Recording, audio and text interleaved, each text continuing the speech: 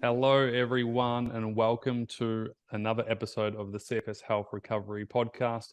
I am your host, Toby Morrison, and on the other end is one of our other amazing CFS health coaches here at the company. Welcome, Ahil Gunnison. Thanks, Toby.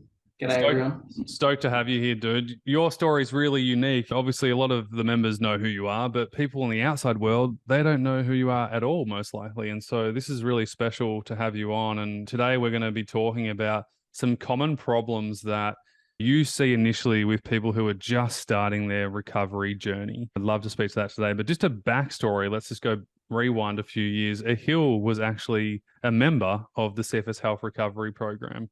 And he did the program, I think it was about 3 years ago, Ahil, was it? Yeah, Yeah. maybe three, four. Yeah.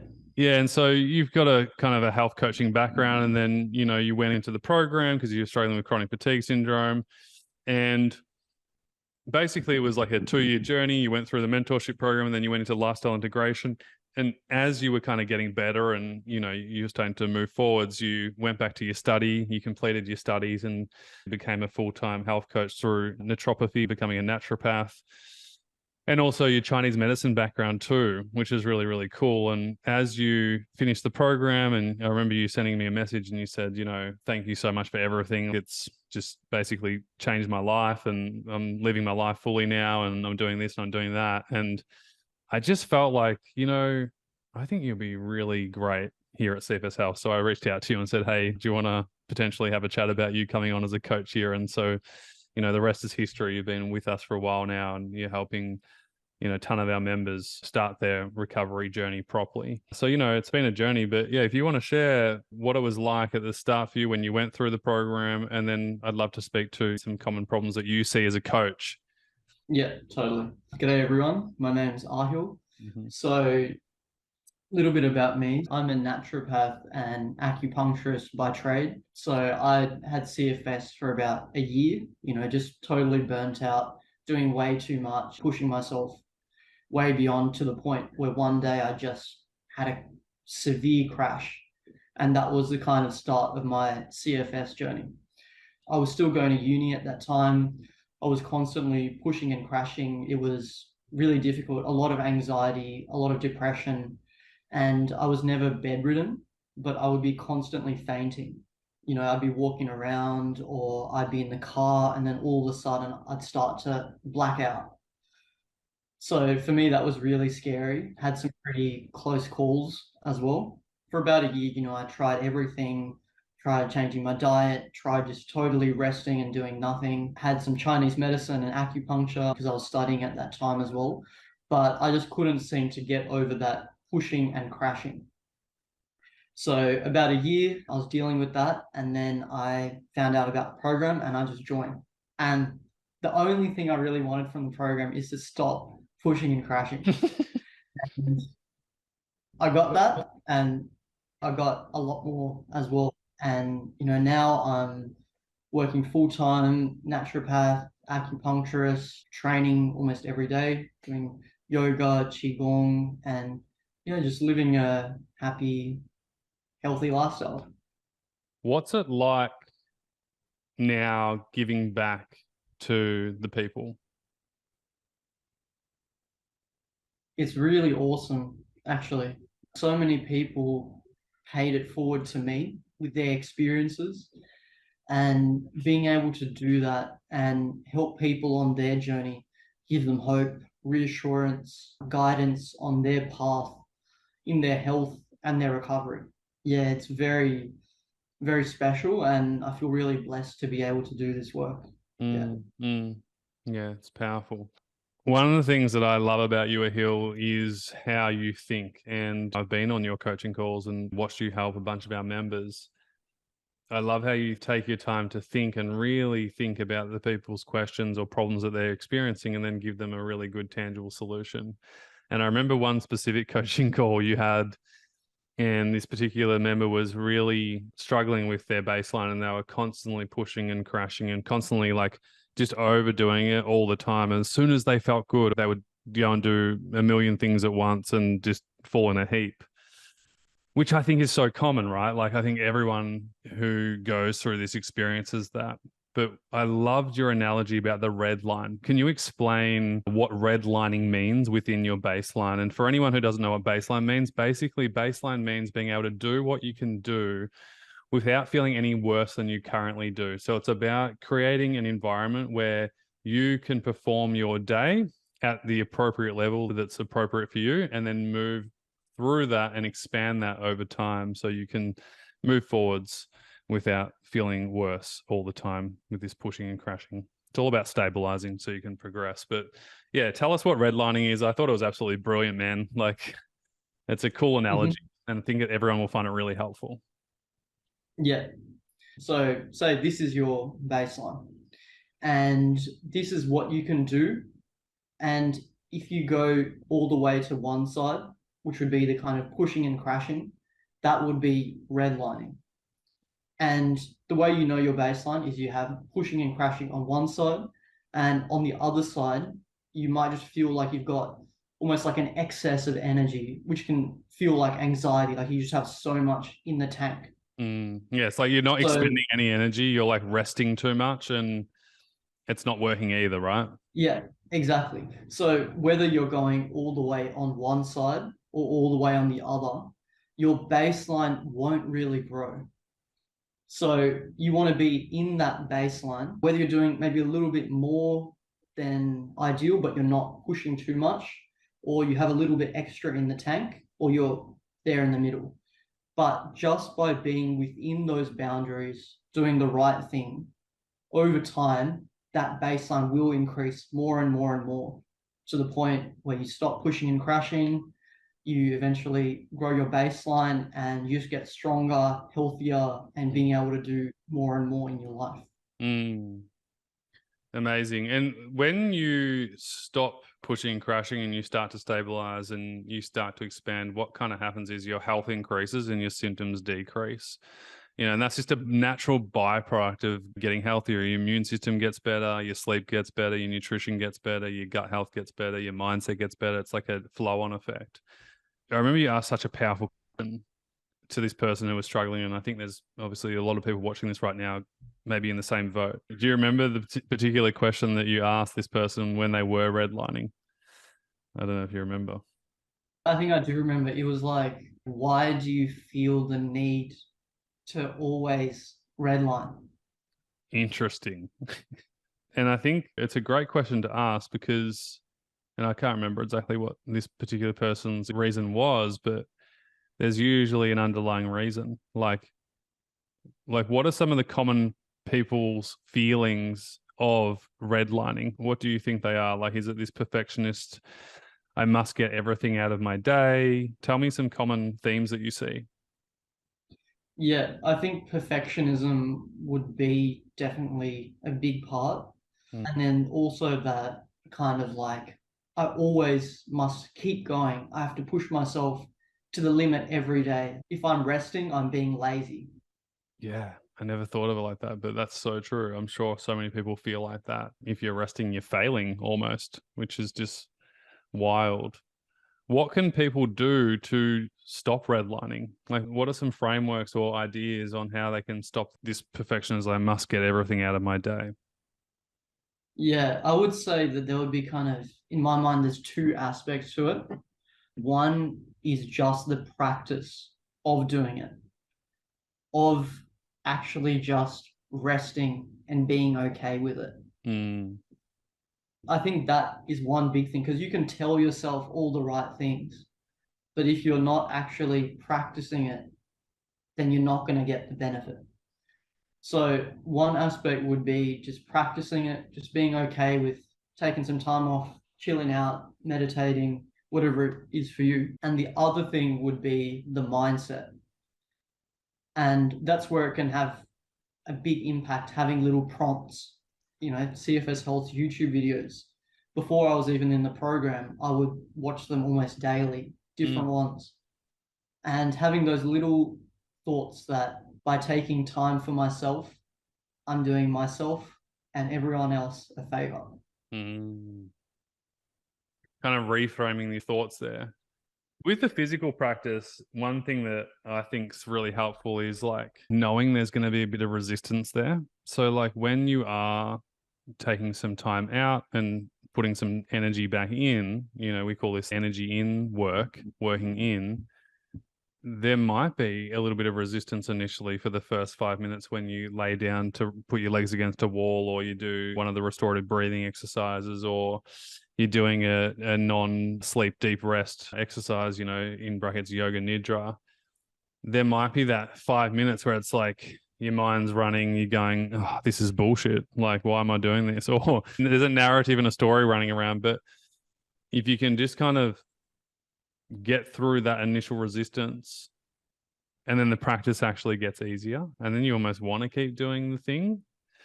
So I think that's definitely one helpful aspect to break through that, is that practice of just continuing to do it regardless if there's resistance there or not. And then the Totally. mindset one, I think that's a big one too, of just like reframing the entire thing, like seeing rest as a beneficial aspect of life and health versus seeing it as a negative connotation to not living a full life. I think the culture says push yourself all the time, and yet it's not really that healthy. Yeah, totally. I mean, especially like if you're in a big city, like I'm here in Sydney, there's very much that group mind almost. Everyone is always like, I need to do more, I need to push, that hustle mentality.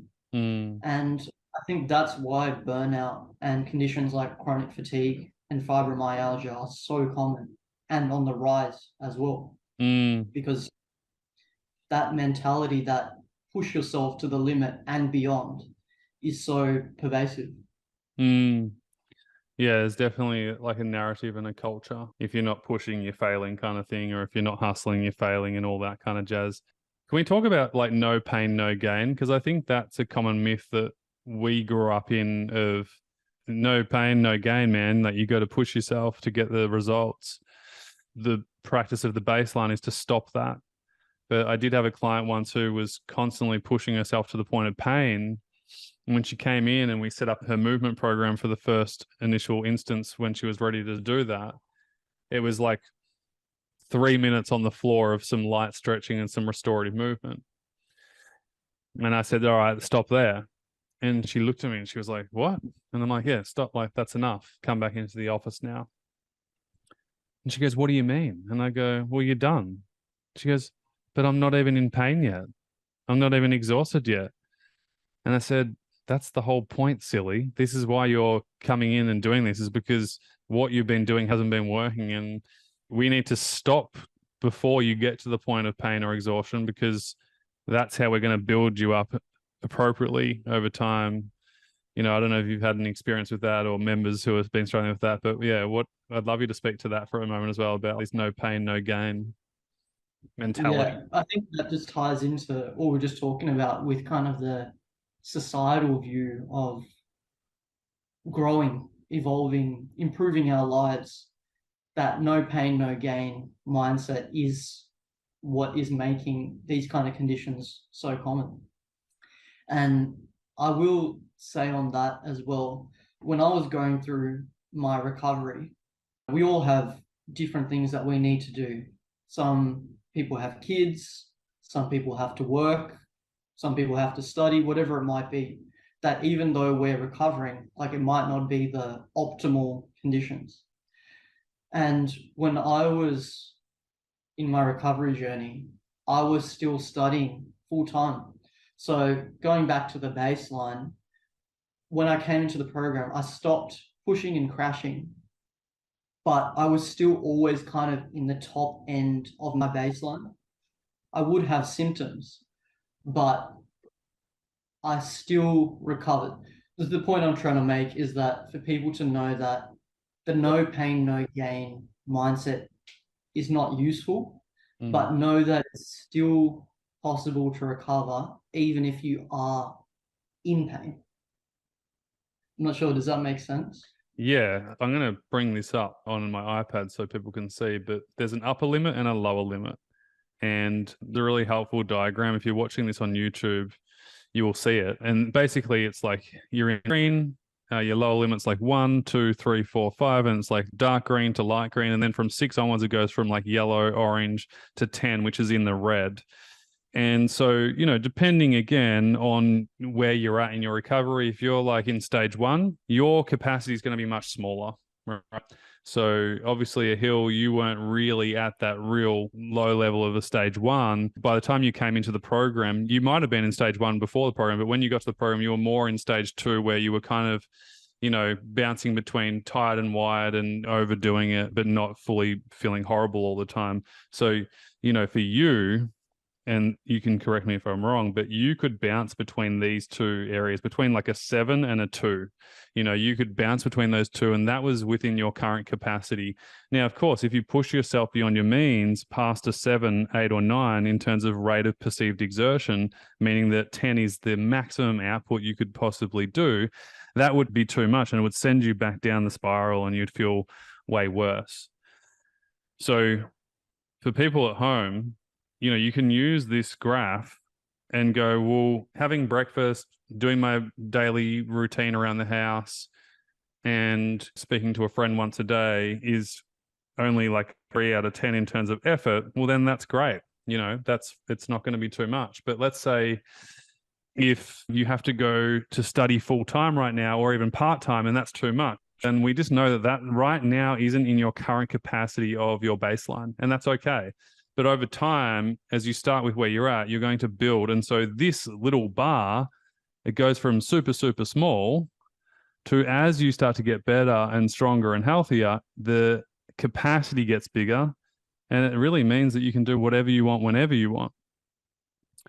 And it just takes time. You just got to do the right things at the right time. So again, it just depends on where you're at. Stage 1, obviously, more energy in. That's where your body's really asking for some help. We've got a whole training on this called the 3 stages. So if you want that, it's in the link in the description. We'll put it in there for you. You can download that free training. It'll help you understand what we're talking about here. So you can figure out what stage you're in. And based off what stage you're in is then going to be based off what you do. Obviously, in our actual program, we have set phases and stages for where you're at, on what you should be doing based off where you're at. So it's really helpful, and it just helps create a pathway and a plan for you moving forwards. Is there any kind of words you want to share of wisdom around baseline? Any kind of final to people who, you know, might be struggling with it? Oh, there's so many things to share, but end of the day, recovery is actually pretty simple. You know, that is that cliche that the things that are the easiest to do are often the hardest. But in the big picture, like, just know that doing the foundations, eating healthy, resting, having good quality sleep, and then introducing some restorative movement over time, that itself will grow more and more. But one of the big tips I'd like to share would be using your energy that you get to create more energy. Say you only have a little bit of energy throughout the day, maybe you can use that to, say, cook a healthy meal. Or instead of going for a long walk, you could do some restorative yoga. So some breathing exercises. So using the energy you have to create more energy, that will help to speed up your recovery overall.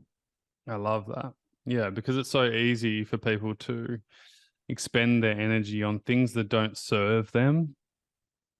You know, sabotage themselves, watch loads of TV, be on social media for the entire day, and then they get to the end of the day, they're totally drained. So we call them energy gainers or energy drainers. And I love that, Ahil, of just focusing on the energy gainers. What can I do and utilize within the 24 hours that I have available to me? How can I use them to my advantage? Super powerful. We're going to leave you with that, guys. Thanks so much, Ahil. Always appreciate My it. pleasure. Yeah, Thanks, you're a Toby. legend. And we'll make sure we leave some free trainings for all of you to download at the end of this video. Thanks heaps, guys. Appreciate you. We'll see you Thanks, soon. Toby. Au revoir. See you guys. See ya. Hey, I hope this video was really helpful for you. If you haven't already, please hit the like button and feel free to leave a comment. What was your takeaway, your insight from today's video? It's really helpful to actually write your learnings down. We seem to embed it better, and it seems to help us move forwards with life. Here are 3 ways we can help you right now whenever you're ready. The first way is make sure you add yourself into our free information recovery group on Facebook. We'll leave a link in the description below. It's a really supportive, encouraging place. There's no negative venting. You can ask questions to other people. There's something like 8,000 people in there right now. And I'm sure by the time you're watching this video, there's even more. So go over there right now. We share success stories. We share our latest free trainings that come to the public. And we always share upcoming information about upgrades inside our program. And also when we offer free webinars or free information nights that can further help you with your own recovery. The second way we can help you, which is one of my favorite, is through all our free trainings. We're going to leave a link in the description with our favorite free trainings that we know can help you start your recovery. Whether that's through our baseline training, which will help you stop pushing and crashing, our 3 stages of recovery to figure out exactly where you're at and know what to do next. Or my favorite, which is our guest panel workshop, which was actually exclusive for our members. It was so damn good that I actually asked them, can we share this to the public? They all said yes, all 5 of them. So thank you, past members. They share their 5 recovery secrets and it's really powerful. There's tears, there's aha moments, there's real key insight and inspiration. And so whether you're a 1 out of 10 and you're really struggling right now, or whether you're further along in your recovery journey and you're integrating back into life, we have you covered. The third way we can help you is through our actual paid online recovery program, the mentorship recovery program. And if you are interested in getting proper help, a holistic comprehensive plan, professional coaching from the best coaches in the world, whether that's with mindset, movement, nutrition, restorative movement, reconditioning, integrating back into life, integrative medicine, baseline, structure, routine, accountability, all things health and life. Feel free to apply for the program today.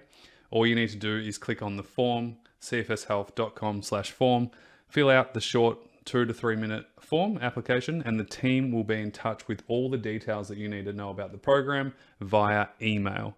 So make sure you check your spam folder for all the free trainings. If you've sent through an application, please be patient. My team are real people, okay? They're not robots. So if we don't get back to you within seconds or hours, it's okay. We will get back to you. If you don't hear from the team within 2 to 3 days, that means that it's basically gone to spam or junk and it's gone missing. So please send a follow-up email to the team at info@cfshealth.com. If you have any questions, go check it out. But I would highly recommend adding yourself into the free group right now. Go click on that link in the description. Go download all the free trainings. Honestly, the whole reason why this whole thing started is because when I went through this myself, it was so painful and so excruciating that I didn't want anyone else to have to go through it. And some of these free trainings are so damn valuable. Back then, I would have paid thousands of dollars for. We've had so many comments and emails and posts saying, oh my God, the baseline training was a game changer for me. Toby, I've been doing this now for 3 months and I'm feeling so much better. My symptoms are decreasing. I've got more stamina. I've got more energy. I'm able to do more things. So, you know, whether you're learning from us and consuming our content through our free format, I'm so stoked. Whether that's in our paid program, I don't really care. Either way, all I want to make sure is that you are moving forwards. You are starting to really implement this work. And that's really what it's all about. Once we implement, we make change and we start to move forwards. Sending you a ton of love. Of course, feel free to consume as much of the YouTube videos as you like. There's so many really, really great ones, new and old. Sending you a ton of love and speak to you very, very soon. All the best for now.